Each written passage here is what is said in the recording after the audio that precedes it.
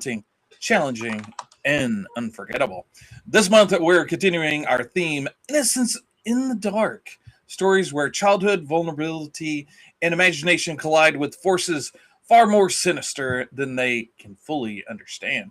And this week, we're diving into the 1990 coming of age horror film, The Reflecting Skin. Set against the vast gold wheat fields of rural America, this film presents childhood not as something safe and nostalgic, but as something fragile and easily poisoned by fear, superstition, and cruelty.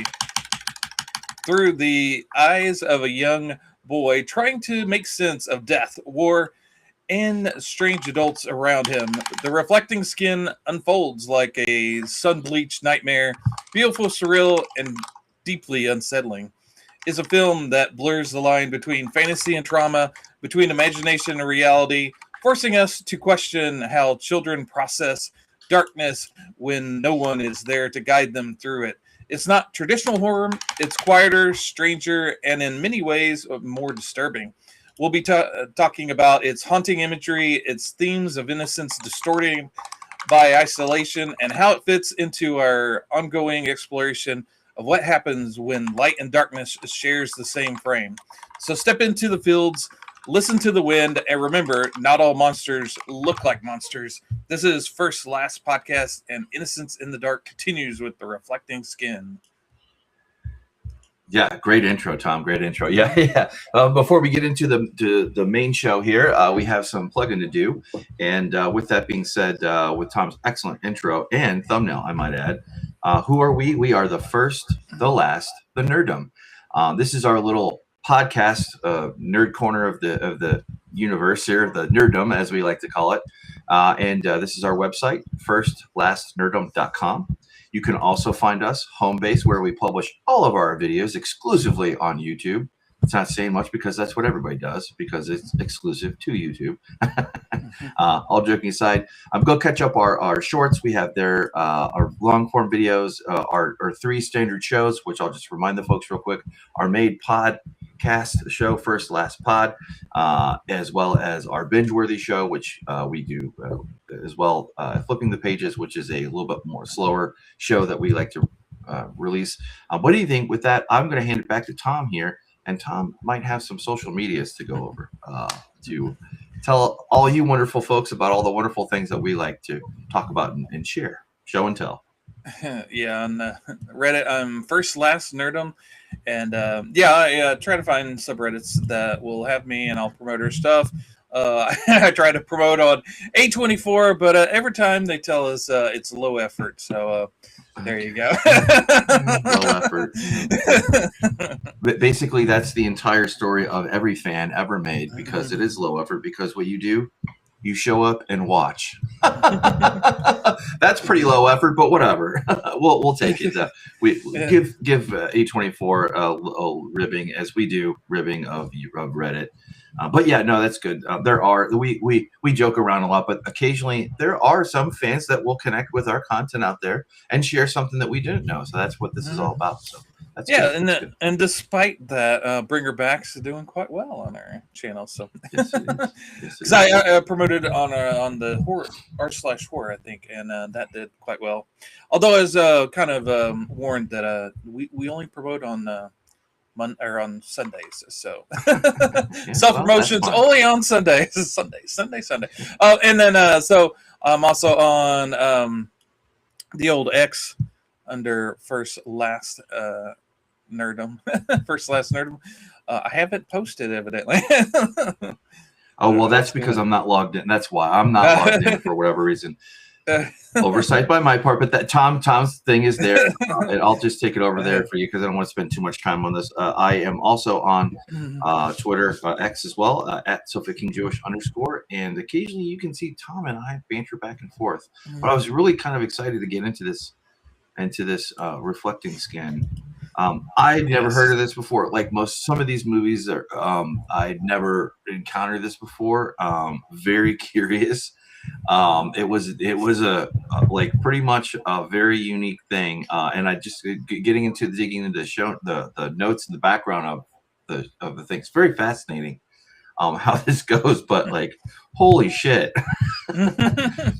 There is no such thing as touchy-feeliness or being aware of people's feelings of in this at bat, which is commiserate with its purpose and its storyline. But I guess this is probably, I think this is a little bit more straightforward than some of the. I mean, the other ones that we have are more modern, and this certainly is in that category too. Although it is a little bit older, from the '90s, I believe, 1990 or 1990. thereabouts.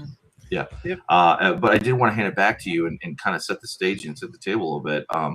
This definitely is a Innocence in the Dark. Like right on the. I mean, it just from the first get go to that.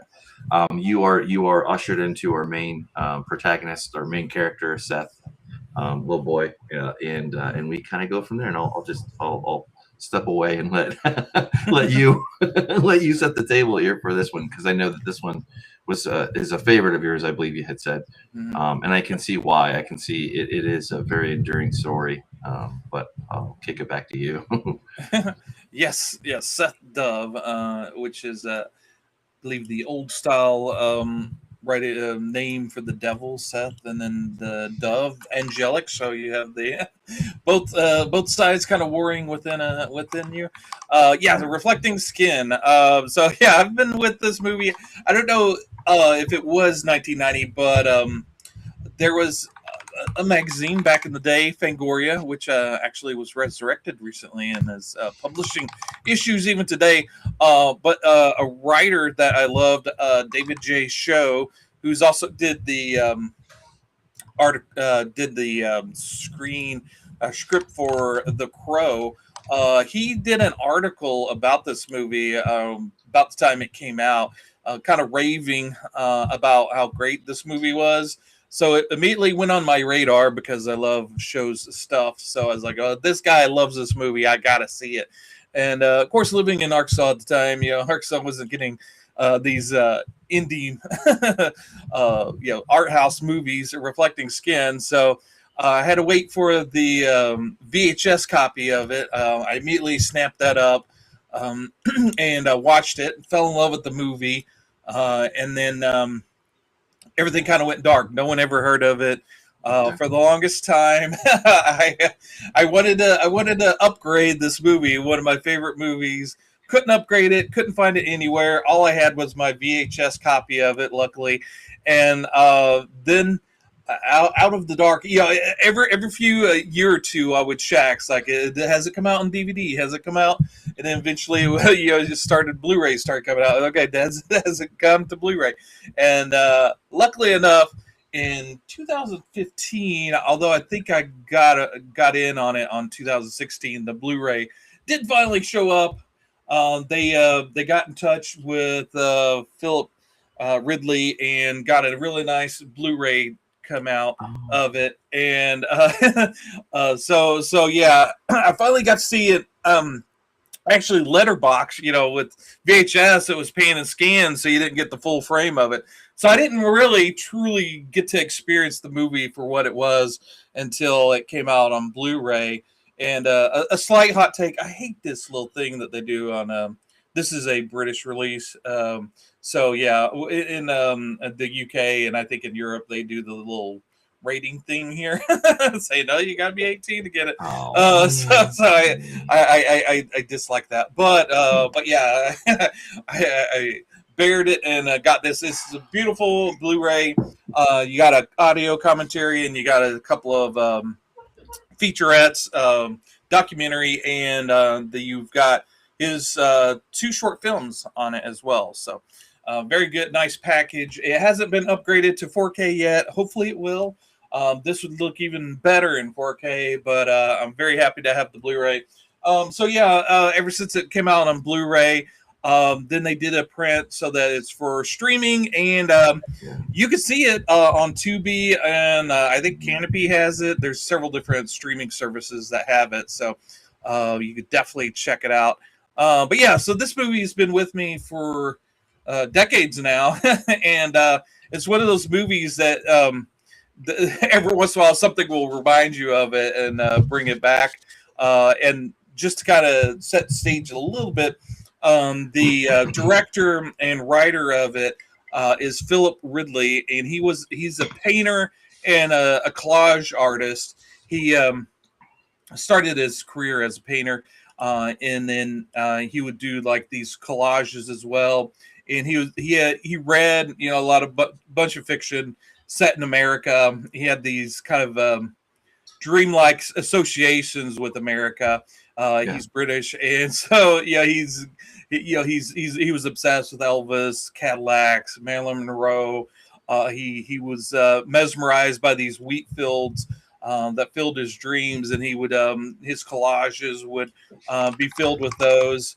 And these collages and paintings started speaking to him, and he saw this child in there, and he had the story, and he wrote a script, and he got much more interested in film, and he started working with the film studio, and he actually worked on a screenplay about the Cray brothers, which were gangsters, and he kind of concentrated on their childhood on that, and that kind of got him in the door to get his script for at the time it was called American Gothic, which it went from, I think, American Dream to American Gothic to The Reflecting Skin, and then oddly enough, they decided to give him some money to make this film. He'd only had like a couple of short films under his belt, and they sent him to America to make this film.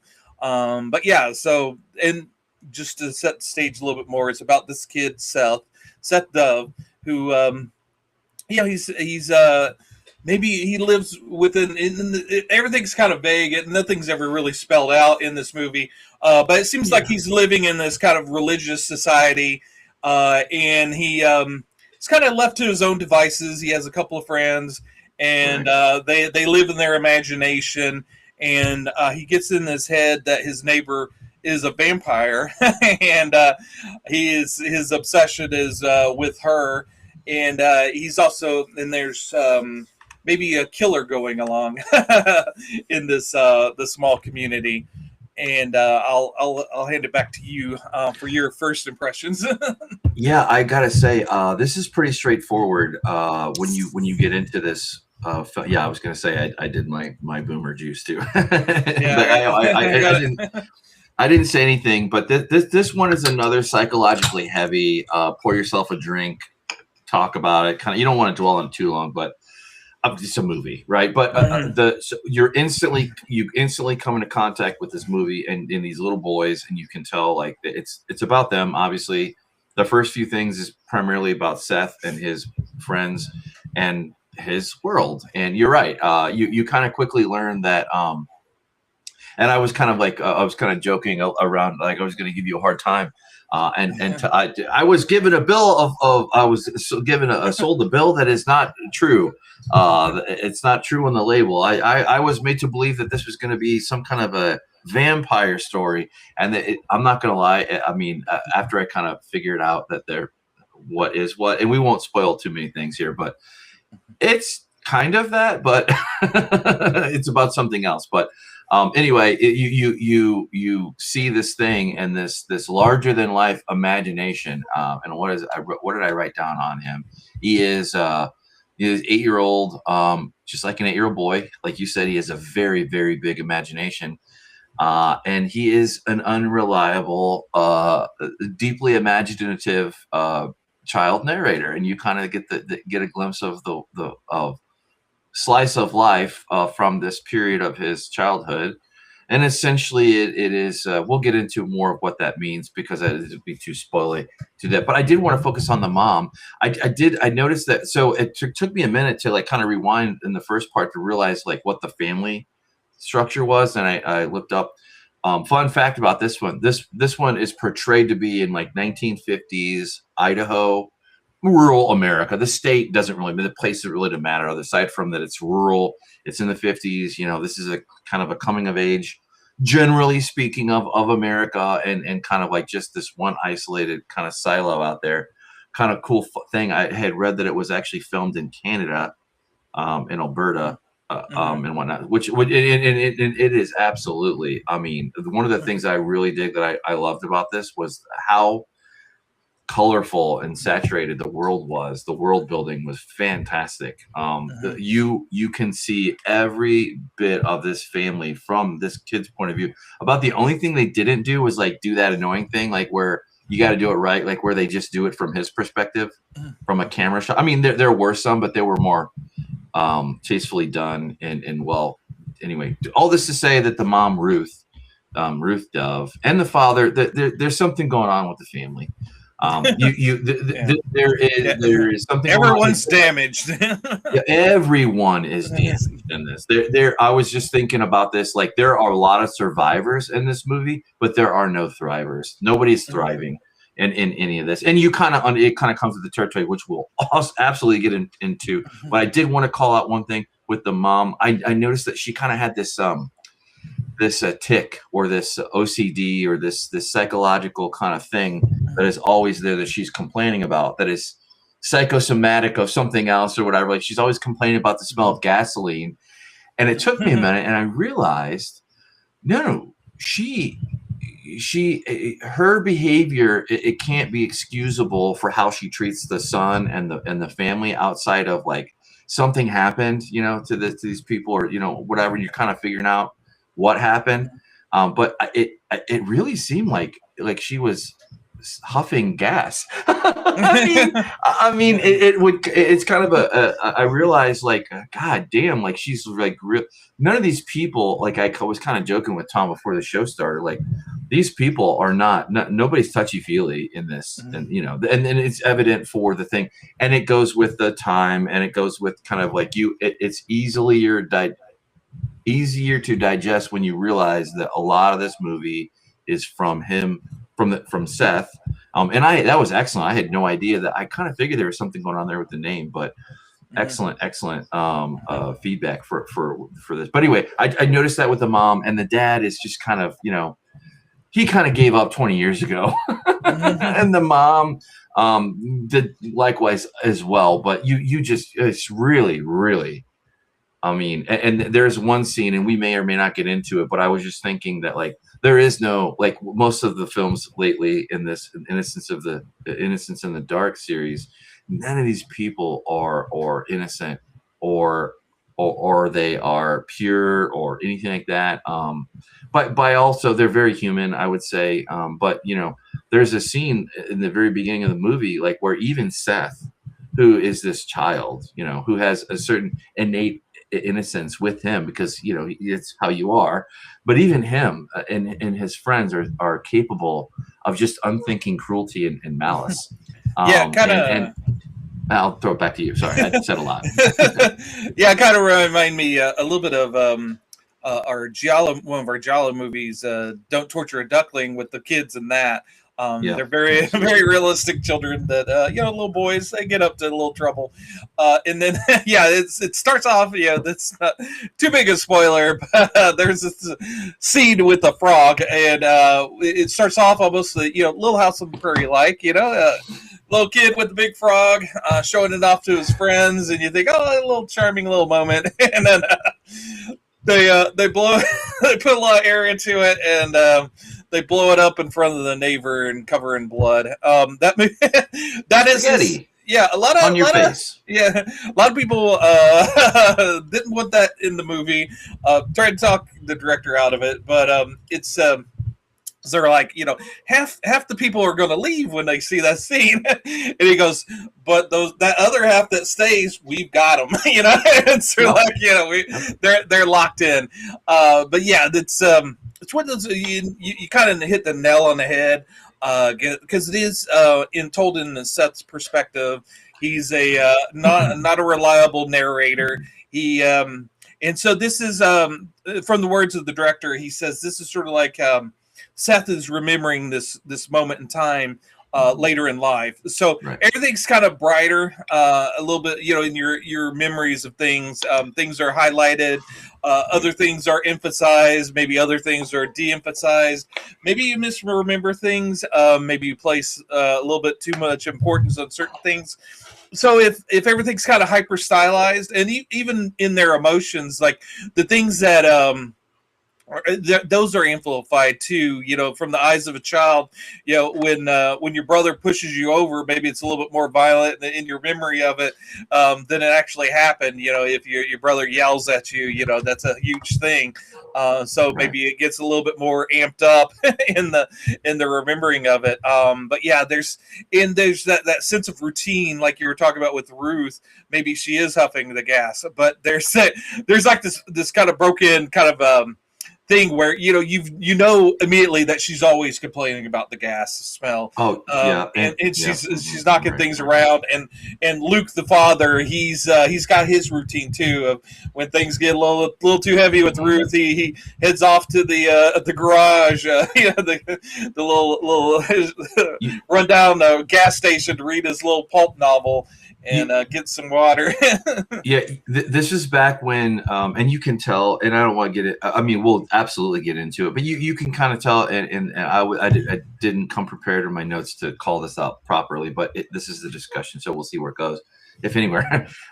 You can kind of tell that. So Ruth, and to kind of set the table a bit better for the audience's understanding, Seth. This is a movie about Seth. This is his story. This is his childhood. This is a final segment, I'll just put that way, for his childhood, and you're kind of seeing how this kind of winds out to a certain degree. You can definitely tell with Ruth and what was the gentleman's name? His dad, Luke. Yeah, thank you.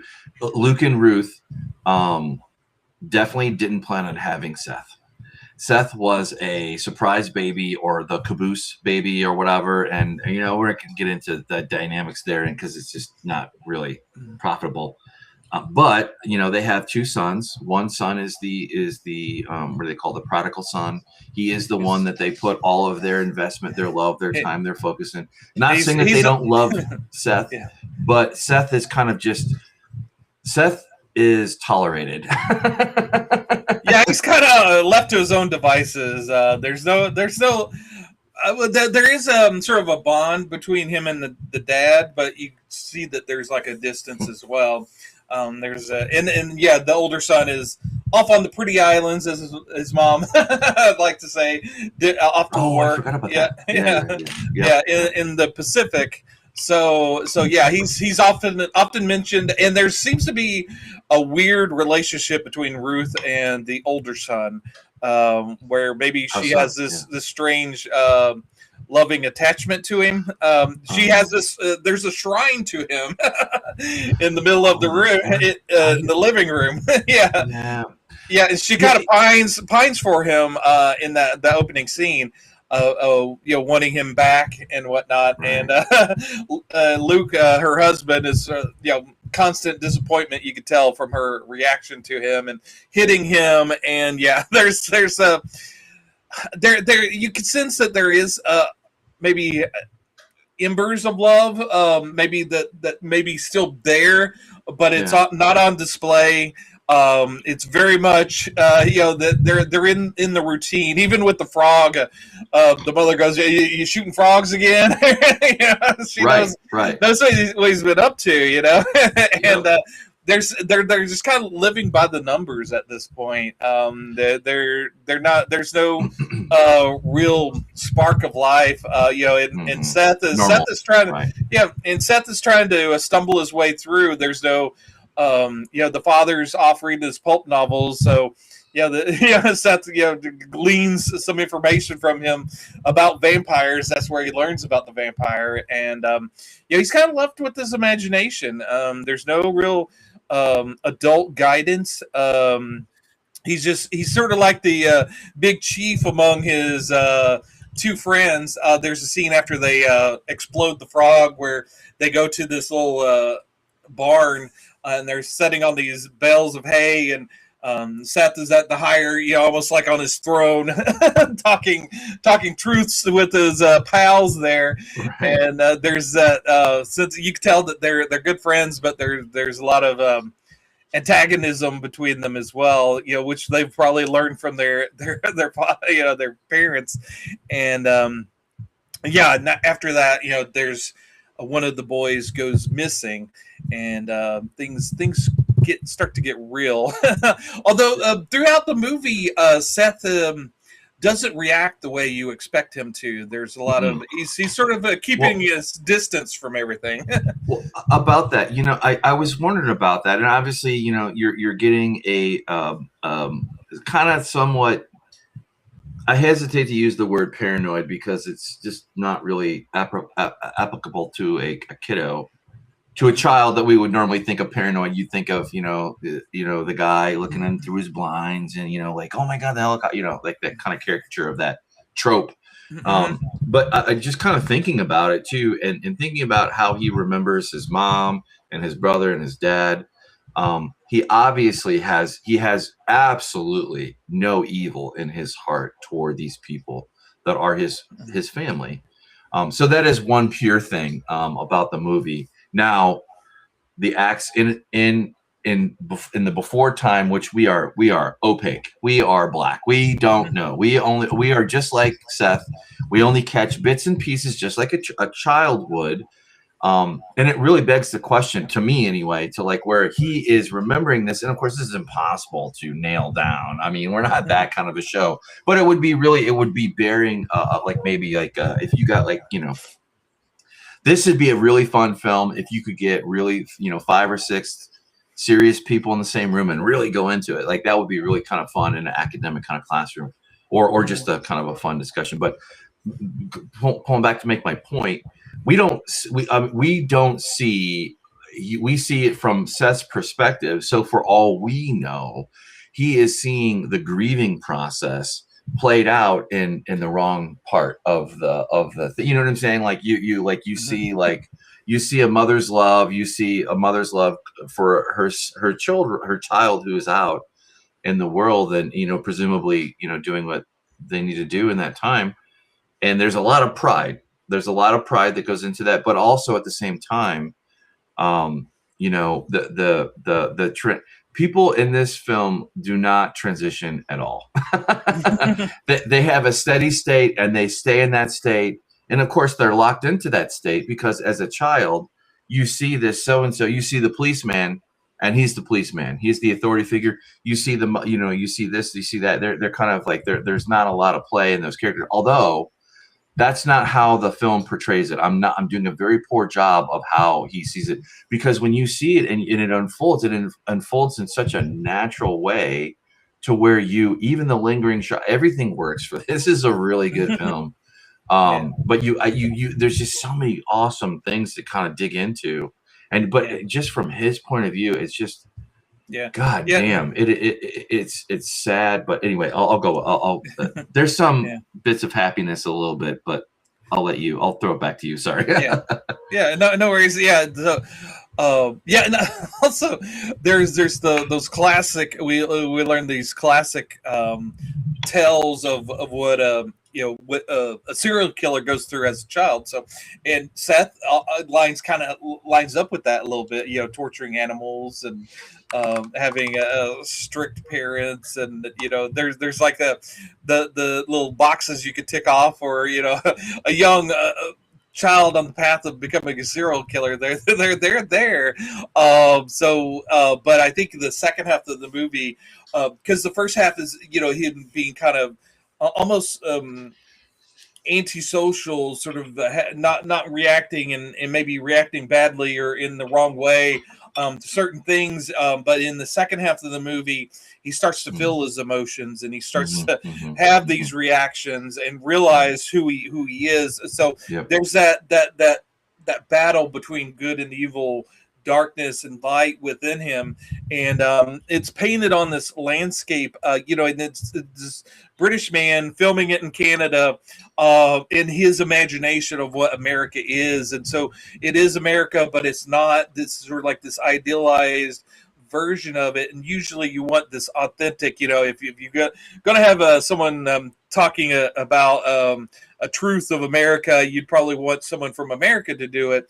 And same thing if if you're in the UK, you don't want some guy in California telling a story of a British person.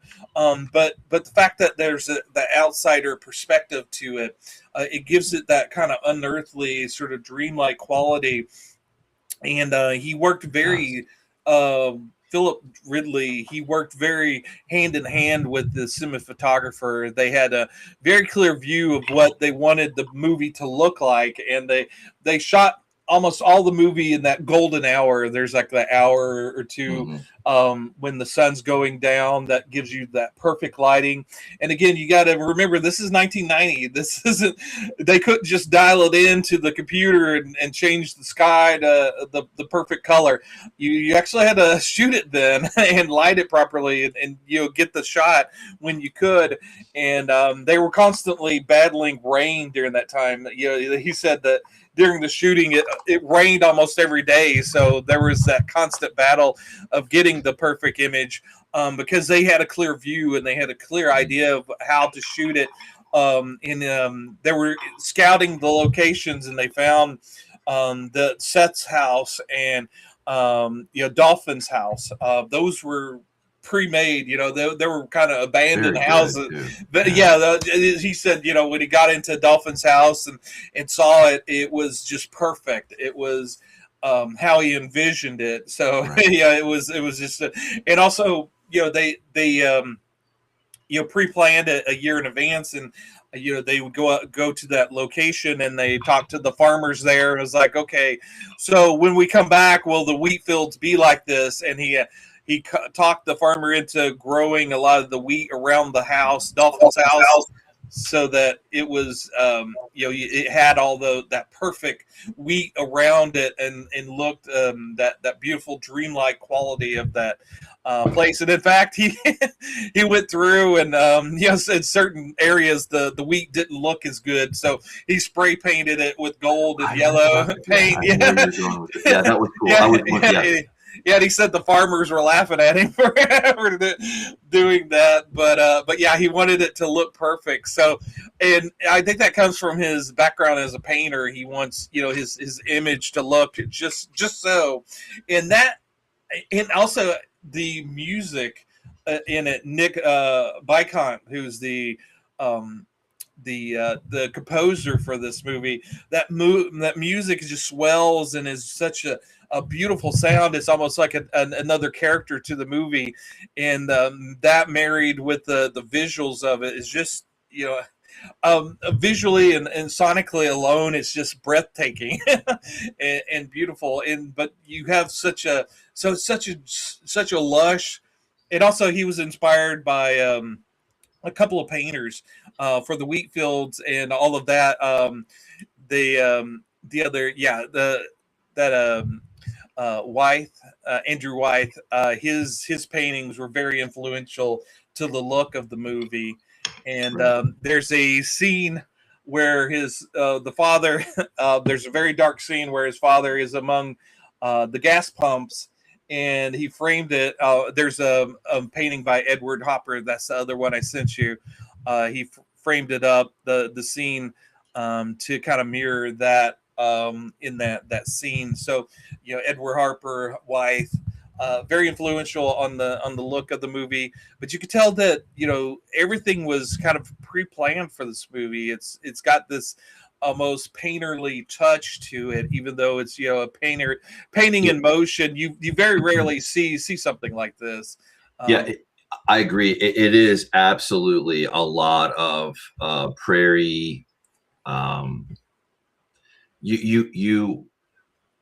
It's so weird because what we live in the Midwest. I've been to a few Midwest state capitals or whatever, and there's always a big mural somewhere that kind of shows the progression of the history of that's reminded me of that. Like, this is like literally a movie that is like that kind of painting. And I am a sucker. I love the world building, and I love color, and I love light, and I love that it's not just like some dark foreboding something. Right? Yeah, you know, for like, most horror movies, you would it takes place at night, and this is, yeah. And that is that failure on my part forever put me locked into expecting horror and to be a slasher and Dark at Night and not true at all. Not true at all, obviously. Since doing this thing, there's such a rich environment, even as like deep and really weighty. This is not an in and out movie like other ones at all. you have to be committed to some kind of a level of seriousness here. But with that being said, though, you can watch it. I don't think that you could. I don't think that I could ever personally watch this movie at a distance, just because of the subject matter and the things. It forces itself to pull you in, and you can't help but do it because, in a way, from the perspective of Seth, what he sees, like, okay, for example, like he thinks that Dolphin Blue is this vampire. That's not a spoiler. That's a main plot point. And when he's having this interaction, because his mom, like you had mentioned, knows exactly what shenanigans he's going to get into, and basically told him, "You go to that lady and apologize. Essentially, go face the music to that lady," and he does. And it is a very whimsical, isn't the right word, but it is definitely indicative of his childhood state, to like where you kind of see, and everything that he sees and is said to him is not a lie or untrue. From his perspective, she is 200 years old.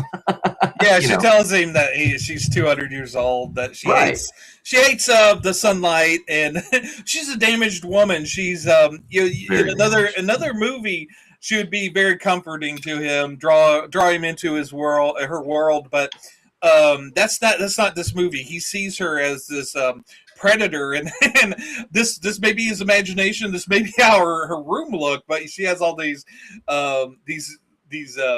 jaws, these teeth, and all this violence and predatory kind of imagery around her, that sort of encompasses everything. And she's got this little black box of mementos from her husband that went too soon, who in fact had killed himself. And this is kind of like where the stripe, the sign that comes up that you are clearly in his hyper saturated imagination, because if you start the scene of like where they're talking to him as a child, essentially, the very first, like maybe the first sentence or something, are exactly what you would expect an adult to a child in a tender moment or something, whatever. That's not what you're giving. They don't stop. They keep talking. And there's a very good reason why. And I didn't really go back and do an analysis on, the first part of the movie versus the second part, but I have no doubt I would find this pattern, which is the start of the movie. They talk to him like a child, like a kind of 1950s appropriate, because again, there's no touchy-feely, sensitive anything around this. But then, like the amount of detail that these adults, these people around this child, give this child, every single one of them, the mom, the dad, Dolphin, the brother, the sheriff, the deputy, the deputy had no interaction with him, but I mean, every single one of these things, probably to the best. Yeah, that deputy is pretty rough.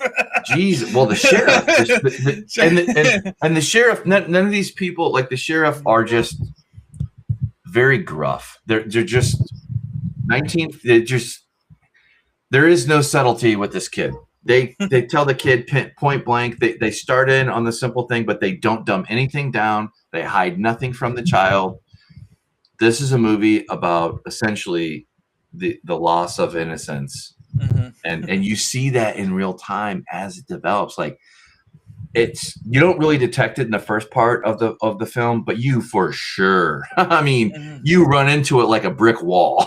It's like right there, and that's also kind of what makes it kind of set the stage up of like trying to answer some of these questions. I mean. You just obviously this world is just doused. I have this on the screen here. It's doused in trauma, and it's doused in a lot of things. And some of the people they can't.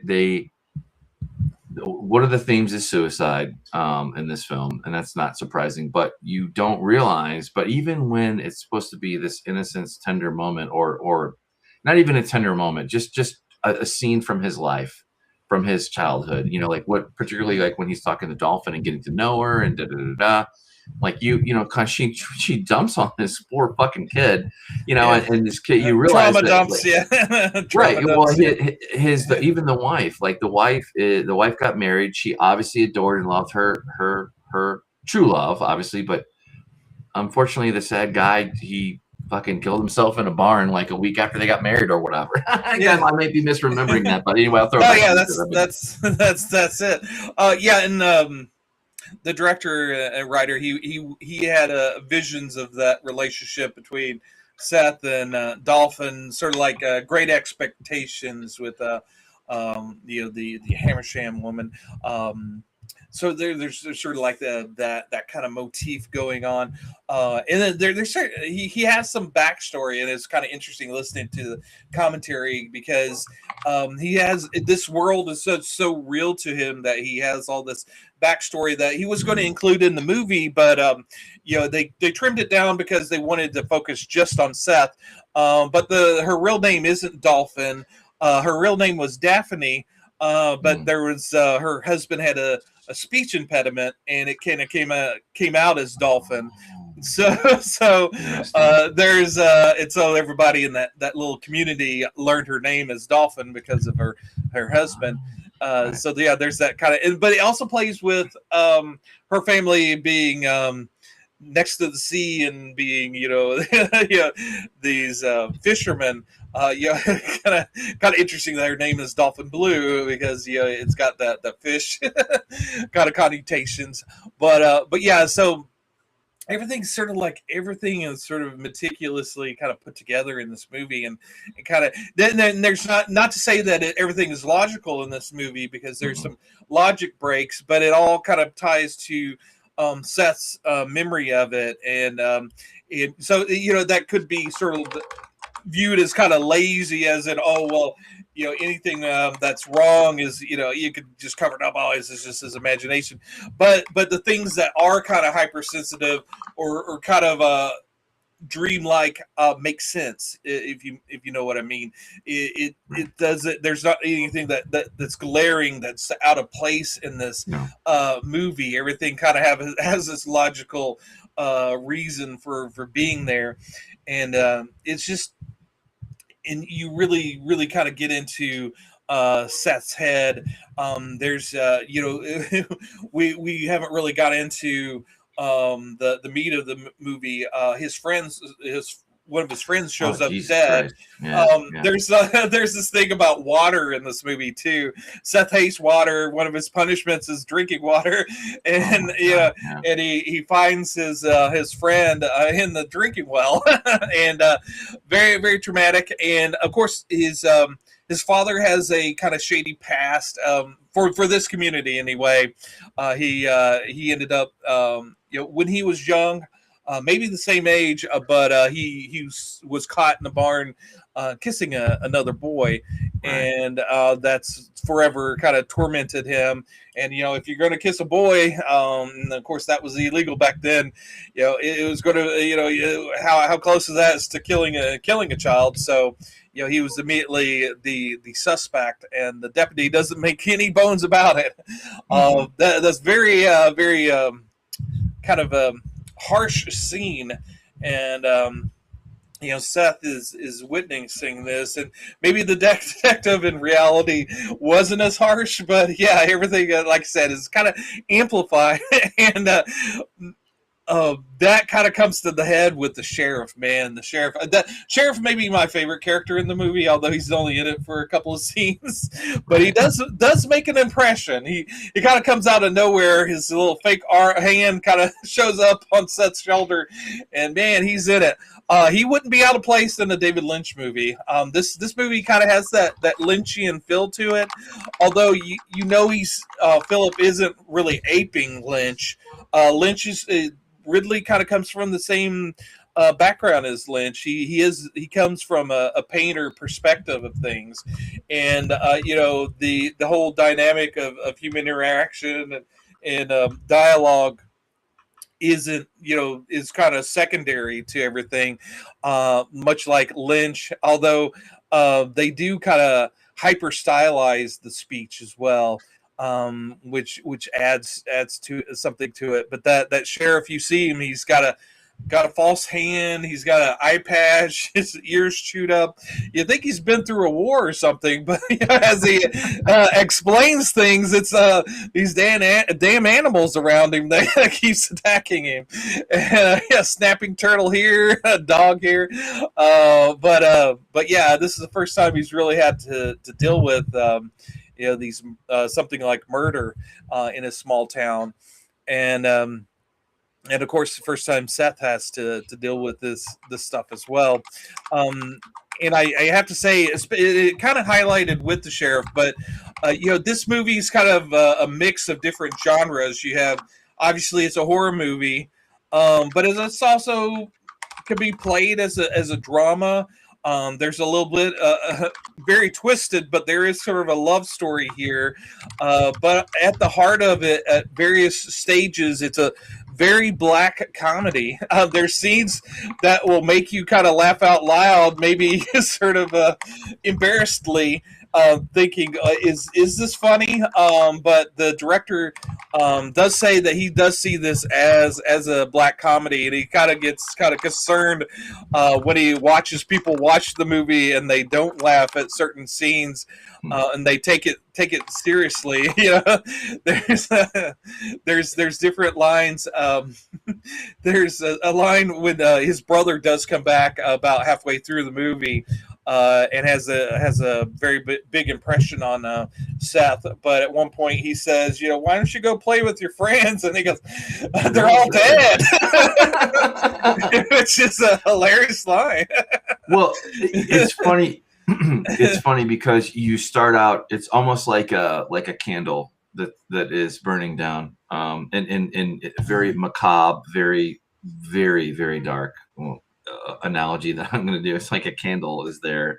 You start with 4 innocent boys, and then eventually you work down your way. And this is not spoiling anything, but we are far enough in it, so expectations shattered, whatever. But 46 minutes into this thing, this conversation we're having, it's the candle's burning down, and essentially you are seeing Innocence, the transition from childhood fading to adulthood. And his taste of adulthood is doped every square inch of this film. And that's why you know that, because, with that scene that you just pulled out, he's like, the brother, these people are human. They are very much human. Like, nobody is like overly cruel. Let me rephrase. The people that have significant screen time that you have interaction with and you get to understand, those people are human. You know this because they're very human in everything they do. So nobody is like a monster. However, the monsters are not fleshed out. They still remain in this 2-dimensional kind of thing that you see. Right? You only see, like, for example, there's some, and we haven't even really touched into it, and we might still yet, but there's these group of greasers, which are young, this gang, a group of boys. They're not boys, they're predators. They're men, and they have a very sick, and a black Cadillac. This is black Cadillac, this shiny black Cadillac, very black. Going through the wheat, almost like a black shark. Yeah, go ahead. But you see this, this countdown of innocents dying, and you all the people are very human, and they try to, like his brother. His brother is human. His brother shows that he was trying to get with the chick, and they're at a very scene, and he's like, he sees. She is talking to him, and he's not expecting it. And the little brother comes up. "Hey, what you doing, little brother?" He's like, "Get out of here! Get the fuck out!" Like other thing. But later on, the brother does have a little bit. He does have remorse, and he goes, "Hey, I'm sorry, I did that." So these people are not 100% one-dimensional, two-dimensional. They are 3, 4-dimensional. They are human beings, and you can see that they try, and you can see it. It's so heartbreaking too, because you can see this setup, and it's just nothing but tears in this particular child's life. But you can see like where he has great love and admiration for his brother, for his mother, for his father, and even with the kids. And the thing of like whatever I kind of err on the side of being a little bit more graceful of allowing the story to go, because I don't quite know what to pin in and what not to pin in. His father did something that affected him. Luke did, and it caused him to carry this weight forward. And there's a reaction that happens, and there are people that are absolutely they're almost like they're automatons, like where and this is kind of expected. Like, I don't know how to kind of fit it in, but like there's a scene like where the brother's home, the father did what he did, and he ended himself, and then in a very brutal way. But there's this drunk guy that kind of comes up that is a known about. It's loosely affiliated with about the only thing that this movie doesn't deliver is the priest or the minister or the whatever. It doesn't even touch on that. I mean, it's hinted at or whatever, but like there's this kind of people, these broken people that the town drunkard essentially came back and like threw a rock through the family's window, and it was just the mom, the brother, and the son, and Seth. Yeah. And they all kind of rush out, and it's almost comical, but also really sad. Like, this guy is just reacting to this. He's acting like the dad is still alive, and he's going for retribution. Then there is no retribution to have, because one, the dad is dead, and then the other thing too is like you kind of see this, and it's just very interesting. Anyway, I'll throw it back to you because I've been talking for a minute. But it was easy to put all this on the father, but there's a death after another child dies after the father ends himself, right. And it's sort of like, okay, well, but they still, the sheriff tells the kid, your father's mixed up into this somehow, and this goes to your father. There's some secrets in your head. I'm going to get those out of there. Which he's probably more right than he was wrong at that point. But everybody's is misdirected in the wrong way. Like, he was seeing this woman as a vampire, and he's seeing all these clues.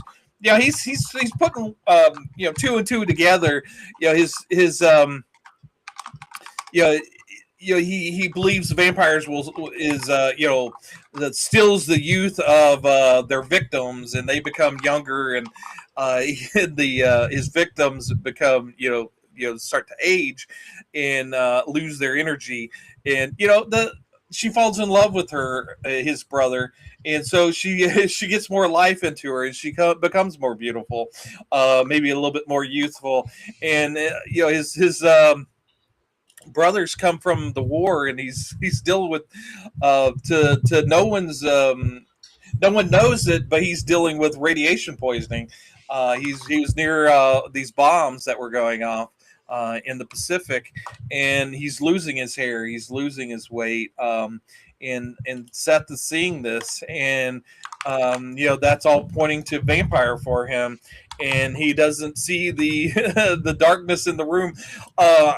You touched on that gang roaming around in that black Cadillac. And I mean, they're just well, obviously it's from a disjointed child's kind of fragment of a memory. Right. It's just like nobody puts two and two together, because they are so inundated with their own personal kind of things. They're just so busy inside their own world that they can't come out of it to kind of put, holy shit, cause effect. What are we doing? Anyway, go on. Sorry. Right, and the director does point out that this is from Seth's perspective, and the fact that Seth seems to be the only one that sees the Cadillac until the end. Is that because there wasn't a Cadillac? Is the black Cadillac representing something else? Is it representing another person or something else, and maybe it's something that he just can't reveal in his psyche, and maybe there's a little bit more of him in that, maybe he's the black Cadillac, there's that as well. Everything's kind of ambiguous as far as that, and it's intentional. He said that he's in his commentary, he didn't want to reveal everything, so there is that openness to discussion, like you were saying. It's everybody kind of brings what they can to it, and Ridley said that this is a movie. A lot of movies come to you that are inviting, that's good for everybody. That comes to you, and this is a movie where you have to go to it. It's not gonna hug you with open arms. you really have to go into this movie, and very very few people are going to embrace this movie. But if you do, you do get a lot out of it, and I think we're kind of getting more towards the spoiler area of things. So if you haven't seen this movie, definitely check it out. After you see it, you'll never see a movie quite like it again. After you see it, and it'll live with you from then on. But yeah, and there's a pivotal moment in the movie. It can be kind of broken up in halves, and there's a scene where Seth's brother Cameron gives him a picture of and it's the only real picture in the movie is a picture from Hiroshima where a doctor's holding this baby, and he's asking, Cameron shows him kind of to impress him to, have the kid go, oh, wow, this is crazy. But, Seth starts asking him questions about this child, who is this child, and it kind of throws him off and asks him questions that maybe an average kid would ask. But he wants to make this child real to him and to kind of get into this world. And, and Cameron has these other pictures and he pulls it out of his wallet, and there's this naked lady, and then there's a picture of him and Cameron and Seth together as family, and it's oddly it kind of shows you the themes of the movie. You've got sex, love, you have death, and you have family. And there's this scene where he's kind of moving these around almost like cards, but it's like a puzzle to him trying to figure out life in its sense, and that's kind of the beginning of his journey through getting in touch with his emotions to finally not kind of start to put himself into the drama as opposed to being the observer, to sort of be the one that's kind of at a distance to everything. There's all these horrific things that are going on in front of him, and they're kind of just washing over him.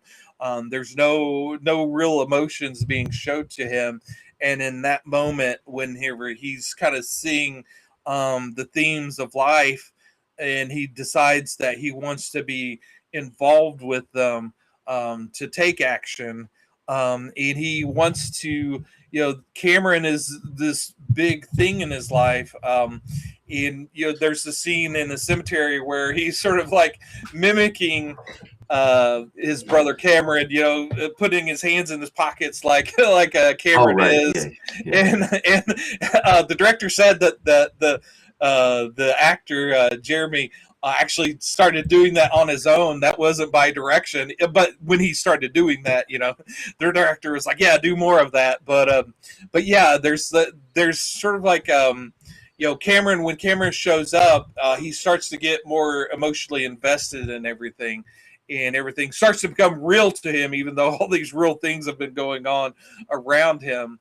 But yeah, that's sort of I see that as kind of the pivotal moment in the thing, and it's just kind of a small moment there, but it kind of triggers things for him. And that's when he decides that he needs to save Cameron, even though misguided in his attempts to save his brother, because he sees the wrong dangers. Well, he sees the cause and effect, and he misattributes, obviously to his thing, and then as we there's just a lot too. Like there's just the one that I'm pausing on right now is the black Cadillac of the greasers, and and one of his second to last friend to be taken, and he sees this, and it's also very brutal because instead of like when the only thing this movie skips over is the rationality period of like where it's just all really horrible. It's just that the characters are so they're so turned inward. You know, you see everything is out of order, and that's to be expected because of the perspective that you're seeing, and you're no doubt seeing things out of order, but you're also seeing things that are true that happen to him, and that there are him trying to process it, right? So he essentially is put into an industrial grade. There's like a whole state's worth of people that are just kind of put through this meat grinder and kind of shoved through. and he is just kind of like, I don't know how to process this. How does the brain work? Anyway, you know, so he sees this. And one of the things, like, where they find, after this scene, a little bit later on, where they find where they find him dead, everybody's kind of there, and it's the mom of this kid. I think that's the mom. Yeah, really goes after Seth, and it's like everything, but like he tries to force him to say this religious thing or whatever. And it's just her kind of coping with grief and like not just lashing. I mean, he's just everything just flashes against the wall.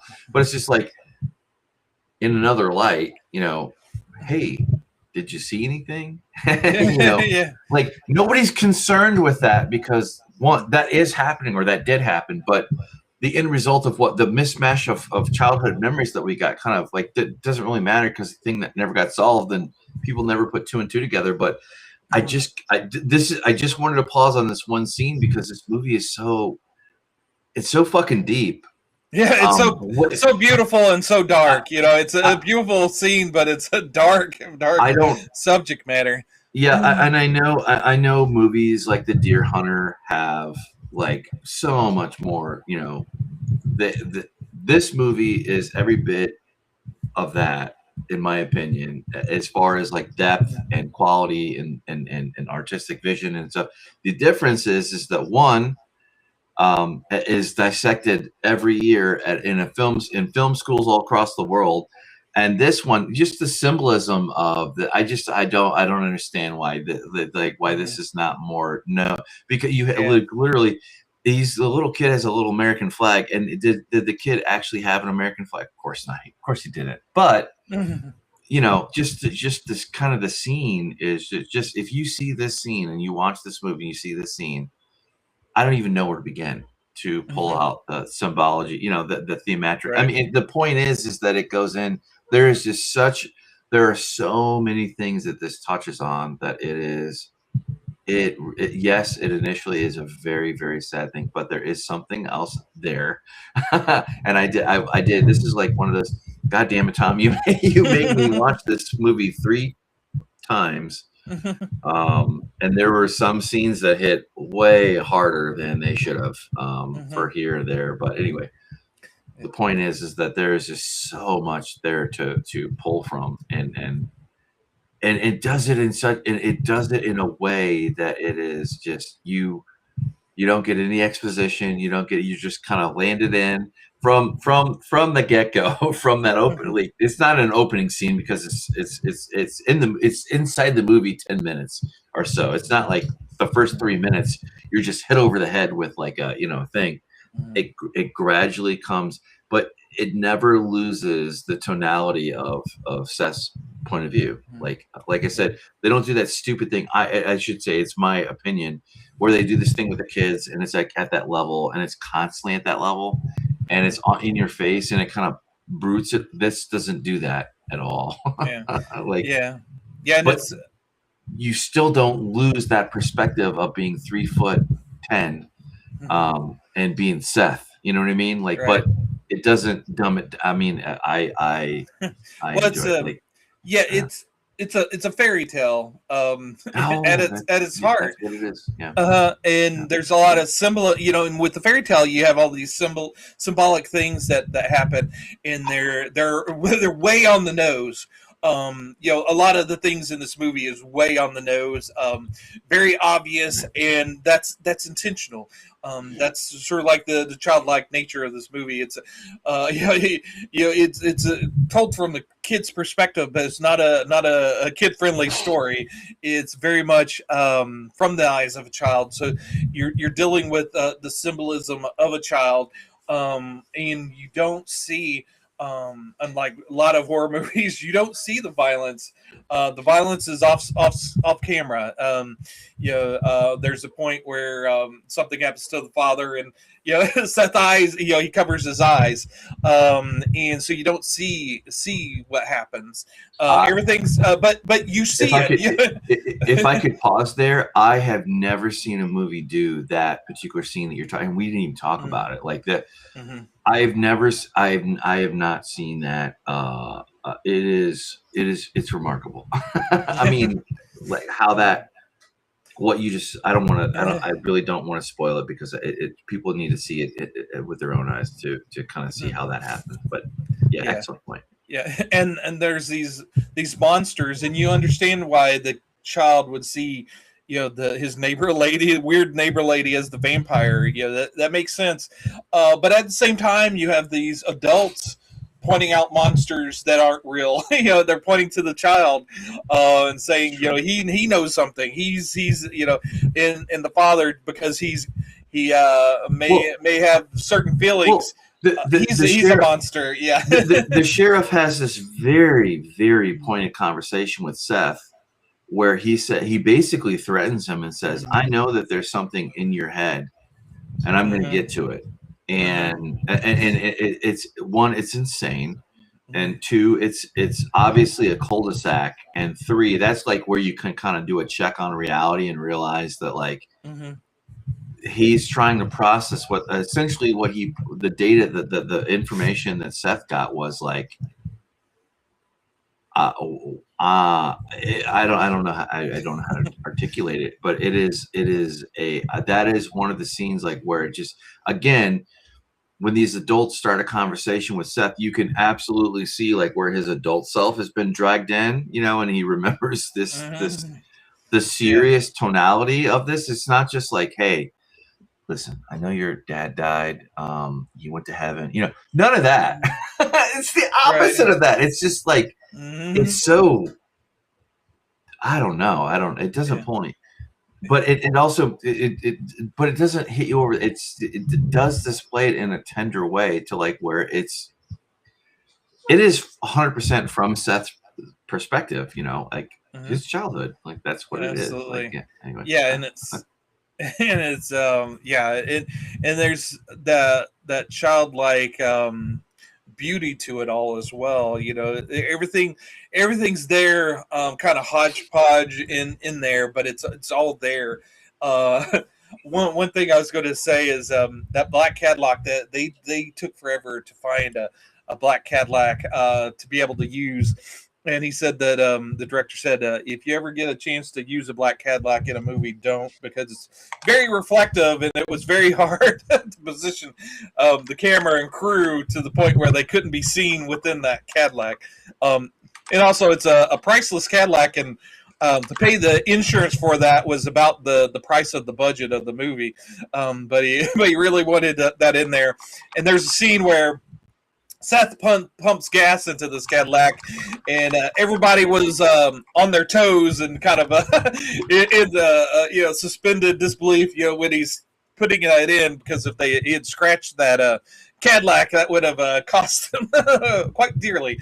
But everything went fine with that. And but yeah, that Cadillac, you can't, even though they every penny of it's on that screen, seeing that black Cadillac kind of coasting through those wheat fields on that road, like I said, it looks like a really predatory shark, just kind of roaming through the wheat fields looking for its prey.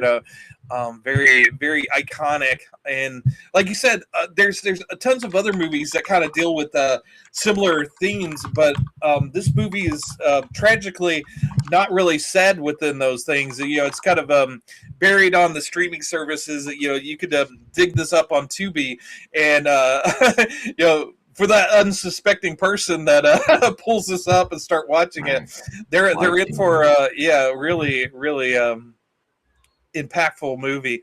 I think we've kind of said a lot of things. I would like to talk a little bit about the end of the movie, because I think the worth of this movie, the whole movie's great, but the ending of the movie is so powerful. And that, I mean, you know, I'm kind of overwhelmed with emotions at the end of this movie.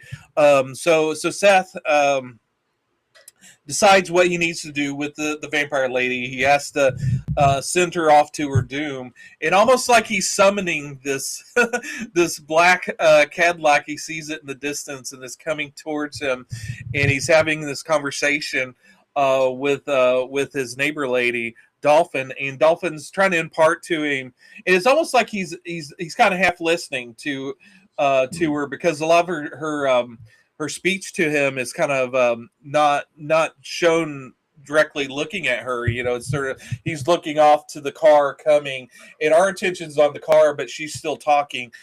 So it's almost like it's in, you know, half your ear. But she's kind of telling the you know, what life is going to be like. You know, you're going to get old. Oh, that's exactly the effect. Yeah, yeah. Yeah, gallery, like wah, wah, wah, wah, wah, wah, wah, wah, you know. Almost, yeah. And then she's trying to tell him, you know, the only thing that's meaningful in this life is to find someone that loves you and have that connection. And here he is, ready to send her off to her death, and he does, in a sense, is instrumental in her death. And she piles into this car of predators and travels off. And in the next scene, we find the aftermath, and he realizes what he's done, and him running off. You know, he runs off into the field, and you know, falls to his knees in this anguish cry. I mean, that's sort of like the end of his innocence, and such a powerful scene. Well, you see signs of it, but you are not in on until you see the whole sequence. You don't realize the signs that you're seeing, to like where his childhood from the beginning of the movie. This is what I couldn't say before, but we're at that point, so it is what it is. You start with this. You very much are in childhood. You are him. This is childhood, and as the time goes on, like I said that you can actually see. It's weird. I don't know how to articulate it. I'll try my best, but you can actually see him, the adult side of him, come in. It's there. It's there because as the dialogue to him, as the main person, the main character that we see and interact with, or see the interactions with him, the tonality and the conversations are not even beyond the thing that gets kind of lost because it's the 50s, and you know, you kind of come in with a set of thing of like childhood is a thing and whatever. There is an honor that they do honor childhood. It's just the fact that it's buried. And it's buried because as the movie goes on and he's exiting childhood, and he's exiting, his innocence is gone. He's an adult now. His realization dawns on him. She's not a vampire. This is death. Your dad killed himself. You know, it's how he's trying to cope or grapple with the reality there. And you kind of see this, but it never loses focus or touch with reality. So he's not coping at all. It is, I mean, maybe you could call the whole thing coping, but coping would involve that you are deadening reality of what's going on. You don't. It's all at arm's length. He's not processing any of it. Right. It is. But when he breaks through and he becomes a man or adult, so to speak, or that dam breaks, you see the progression, because it's a gradient. Like because like she's like, well, for one, like with Dolphin, with her, he thinks she's a vampire, whatever. Like that, he remembers sharply what she said and how it happened. And then you kind of see like these people that die. Like they are sad, but they tell a tale to him, of his losing his innocence, of realizing, and damn. I have never seen a movie kind of encapsulate that moment. I've never seen it, not as purely, not as 100% uncut, the way that it does it is. And that, yeah, sorry, go ahead. Sorry. That guttural scream at the end is just so overwhelming. And so beautifully shot. I will say this, they were very worried because they were approaching the end of the shoot that they weren't going to get that scene because they needed it at the end of the day with the sun going down, and they just happened to be leaving the set, and the cinematographer Dick Pope, Philip Ridley, the director, and Jeremy Cooper, the young actor, were all in the car together. And Philip looks over and goes, "This is the perfect sunset." And they all agreed, and they jumped out of the car. And Dick Pope was quickly digging a hole for his camera. And Philip says, "Okay, Jeremy, you're going to run out in that field. You're going to run back in front of the camera, and you're going to drop down to your knees and scream." And they get it, and it's perfect.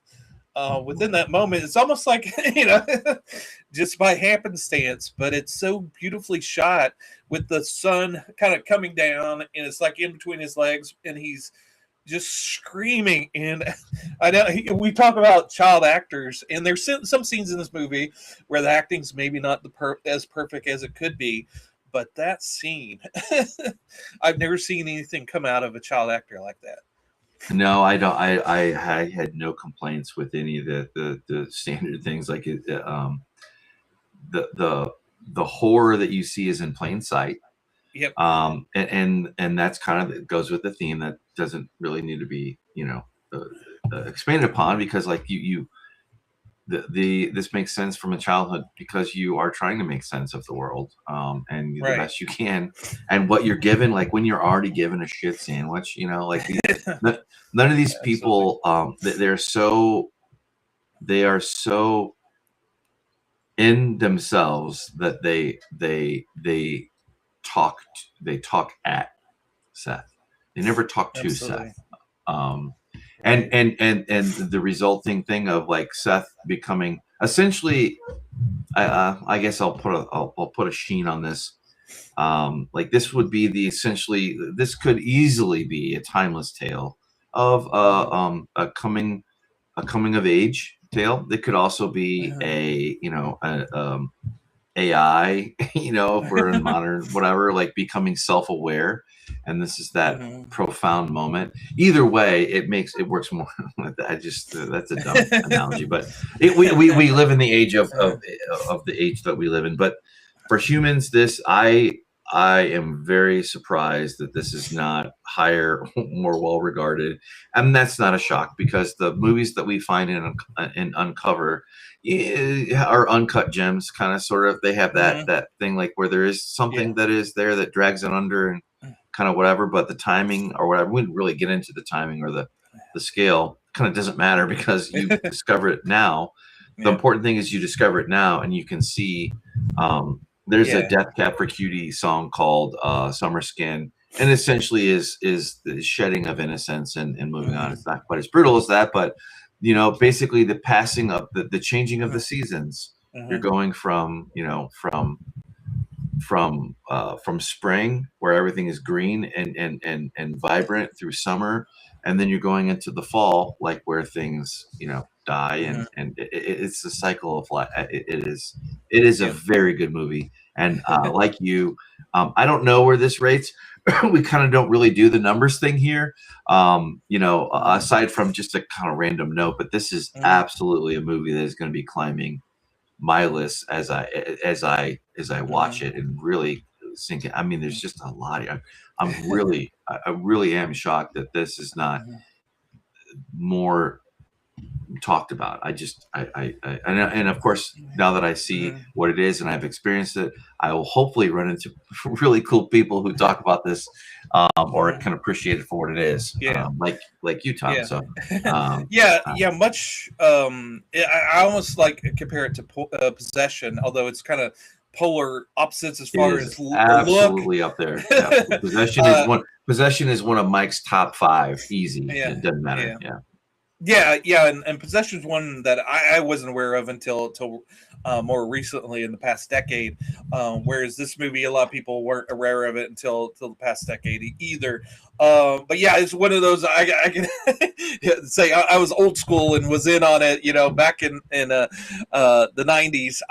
And thank you very much to David J. Show for spotlighting it in his review on Fangoria. That was that. After reading that and reading his description of it, I was like, I have to see this movie. And hopefully, with our description of it here, if you haven't seen it, definitely go check it out. And and the internet is what gave it new life.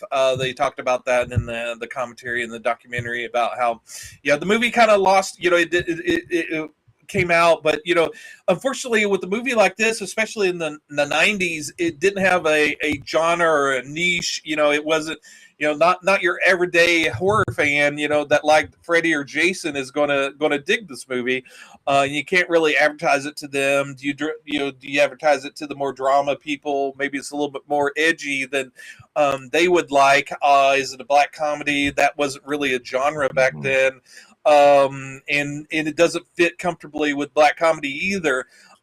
So it's sort of like it couldn't find its home until the internet came along, and in the 2010s, people were started talking about it, and it wasn't until that Blu-ray came out, and they actually got to color correct it and put it on a format that was perfect for this movie, and was able to give that commentary. So when I got that Blu-ray, and I think there was a special edition with I think a steelbook, when there was a signed thing by the director. I would love to have that, but I got the standard edition. And this was the UK version. There is an American version that came out. I saw it was on sale on. There's like 2 copies left on Amazon. So if you see this and want a physical copy of it, jump over there to maybe get that. So it may be a little trickier to find a physical media of it, but it's out there. But it's also on a lot of different streaming. Like I said, Tubi is there for you. Canopy and Hoopla, I think, has it too. So your libraries have it as well. But yeah, it's a blessing that this movie's come back and is readily available. We just got to get the word out. And that's partly why I wanted to do this. I've been wanting to talk about this movie since we started the podcast. I didn't want to talk about it until we had quite a few under our belts. And I knew this was the perfect one. I thought we would do a vampire month, and it just didn't feel right. So when we did Innocence in the Dark, I knew this movie would be the perfect cap. Phenomena. We started with Phenomena, a little bit more kind of campy, sort of giallo movie to get us kind of our foot in the door, and then we got some bangers. We had Bring Her Back, we had Weapons, and now Reflecting Skin. Those 2 other ones are much more recent movies that are probably going to cement into our heads, but this one's been with me forever. I'm glad I got to expose Mike to it, and I'm glad hopefully you guys out there will check it out as well. Yeah, I was going to say, if you are a fan of Mad Men, you will absolutely, I can't explain it, but you will slide into this just fine. Because if you're familiar with the storyline there are some touch points here that will make it a little bit easier to go into, especially with such good quality writing. But this stands alone, and the only draw you really need is to kind of turn it on and watch it. And see, again, this is not like a thoughtless, careless kind of just put it on Saturday night. No, you want to wait for you to kind of be in the mood for something like this. Otherwise, it'll hit you over the head, and you might not take it the right way. Just because, or it could just be easily be kind of just put off to the side. But you have essentially I think you have people that are caught out of cycle, out of process in the grieving cycle, in the life cycle, and the parent. You're a parent, you're a child, or you're a child, you're a parent. You know, these things are kind of all wound up into this story that is very. It's a painting in and of itself. I mean, it is.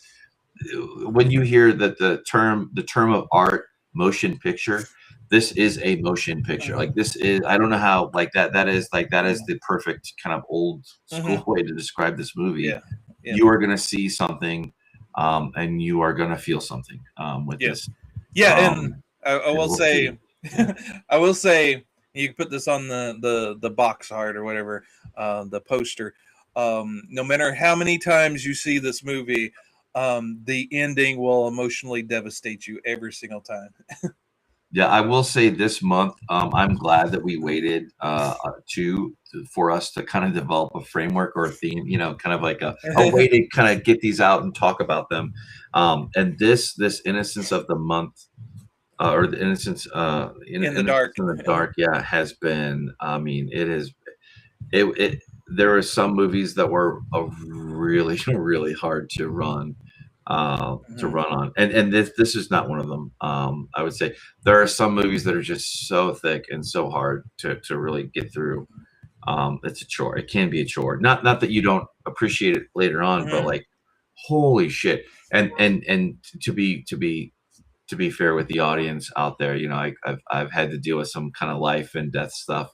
Nothing serious or anything like that, but when life happens around you, you tend to appreciate the things that are simpler and that kind of telltale. And this, no pretension. You get into it. It is what it is, on the 10, and so much more too that you pull from it. So I don't know, maybe it's coincidence or right timing, but this, although that it's sad, it kind of also reinforces the points of life. And it is a very negative kind of film, but the end does devastate you in its own way. But also at that same time, though, there is kind of like this. It is painted with a little bit of hope. It is not in your face. It is, but it is in the colors. It is in the small corners and parts of this, like where, like I mentioned before, none of these people are monsters. I mean, the main people that Seth interacts with. I mean, I don't talk about the predators, but like, none of these people are monsters. Like they're just just damaged. They're damaged and trying to find their way in this crazy world. Right, and they're there is no like hand holding in this either, but it is what it is. But you do kind of see, there are flecks of things that are important there, that are not, kind of corrupted and buried, and like love. The theme of love in this movie is not corrupted, in my opinion. It's not, because it's not. That's not the theme of this movie either, right? It's not unconditional love. It's not the forever undying love of a parent to a child, but there is love there. It is touched on. It is talked about. It is important there. It's just kind of desiccated, I guess. I don't know. Ready to be rewatered and renewed, and so on the cycle of life. Anyway, this is Mike's philosophical moment for a moment. Right, and the fact that this is a kind of a reflection or retelling in his head. That tells you that he survives. That it's devastating but life affirming at the same time. There are messages of hope in this movie. Like you said, the love is there, but it's all buried, and and in that final moments, it all comes out. And it could go either way, go good, and it could go bad. There's like you said, it's what you have invested in it, and what you hope for with Seth, and there's so many possibilities built into it that it just kind of gives you brings you back time and time, and it kind of almost depends on your mood, how you feel about it at the end. So it's we talk about a lot of different movies, and they hit you different ways, and they have different effects on you. But I will say this movie is one of those rare movies that kind of raises above everything and becomes its own form of art. There's some movies I wouldn't call as art, but this is definitely a art movie. Everything was very conscious. Right down, I'm looking at that the monochrome clothing of them, the black, whites, and grays. Everybody's clothed in, and Dolphin starts out in black and goes to gray, and then at the end of the movie, she's this pure white. Very, very symbolic and very intentional, and right. Yet another. Yeah, that's one of many nods to the audience that something is going on. And I didn't pick up this. I only read this in the notes. Maybe you know more about it, but I didn't. So Cameron was stationed in the Pacific, and he got nuclear bomb tests, which we didn't touch on. But anyway, yeah. As the story goes on, you can see that there's effects of that, and there's a consequence to that. But if you listen to the audio, like again, I can't confirm this, but it says in the notes, and I have nothing to not believe it, but Ridley hid bat noises in the sound mix whenever Cameron's sickness like flares up to mirror Seth's vampire story. I didn't get that, but maybe that anyway. Yeah, I don't know if you knew it or no. Well, I won't disbelieve that, but he didn't comment on that in the commentary, but he did mention that as things progress, you do get hints that there's radiation poisoning that's happening with Cameron, and they say that he did. It was only a 5-week shoot, and there was no way that Cameron, Viggo Mortensen could lose weight during it. But in those later scenes, there is kind of a hollow, kind of a thin look to him that he gets towards the end. That's kind of apparent towards the end, and I don't know that that's due to the lighting or his acting, but yeah, there's definitely that. And we didn't even talk. We probably we won't get into it. You'll have to check it out yourself. But there is a dead fetus in this movie. Oh my God! Oh, holy shit, dude! Oh my God! You know what? We this is exceptionally long, even for a long one. So this obviously. Yeah, I knew this would go long. I knew this would go long because everything that's in this movie. Well, and we didn't even touch on. You're right, and we won't touch on it. Maybe we'll save that for sometime, something special in the future. But I will say this: you will, however this hits you, if you stick with it. The key thing is you have to stick with it. So if you're not in the mood, don't watch it. But go back and watch it when you are in the mood, because you will be rewarded. And we didn't even talk about, this is one of his first major roles, Viggo. Wasn't his absolute first, but the fact that he showed up and gave this quality at that age, at that time, with the other people around him. Again, I don't know. I don't understand how this is not, more talk. But again, this is the beauty about finding these things. You want to share it. I don't have no desire to keep this thing, hidden. But you do see, you do see this thing, and there is just, man, I'm glad this is going to force me to buy a physical copy that is truly substantial and that I don't mind saving up for and spending money on if I got to track it down and find it. And thank God I don't have to do that too much, it sounds like. But again, go see this. This is like one of those really, really good gems. I agree with Tom. Possession is something that just is awesome. Yeah. Like makes me want to go back and watch it now, these things.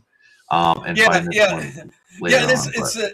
It's an interesting pairing for if you really want to be devastated, do this double feature at one night, because watch this first. This is a very bright. This tells you of a coming of age, a devastating story, a devastating story about childhood, and Possession, sort of this dark gray movie. That's a devastating story about adulthood. Right. So there's that interesting parallel and comparison that you could do. But you're in for a devastating night if you do that, though. Absolutely, yeah. But I think we are coming up on the caboose for this. Not much to add. I have. So. And if we did, we would just we'd be here for another hour talking about the same thing, same film. But which is fine. There's nothing wrong with that. But Yep. this thing is kind of rolling up. Yeah. Go see it now. Yeah. You won't regret it. The last comment I'll make is Philip Ridley, the writer director of this movie. He has two other movies, which is a shame. He's kind of visionary, much like David Lynch, and I would have loved to see more output from him. And maybe we'll cover his other two movies in the future. This one's the most impactful for me. Not to say that the other two are lesser. They're very entertaining in and of themselves and have some very interesting.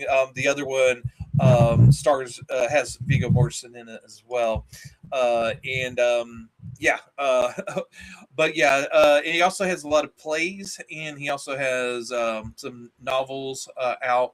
If you're interested in him, definitely check those out. But again, wonderful movie. I've been wanting to talk about it forever. I'm glad I got to talk about it. I hope we did some justice to it, and definitely check it out. Absolutely. Well, I've been Emil. And I'm Tom. Keep it real.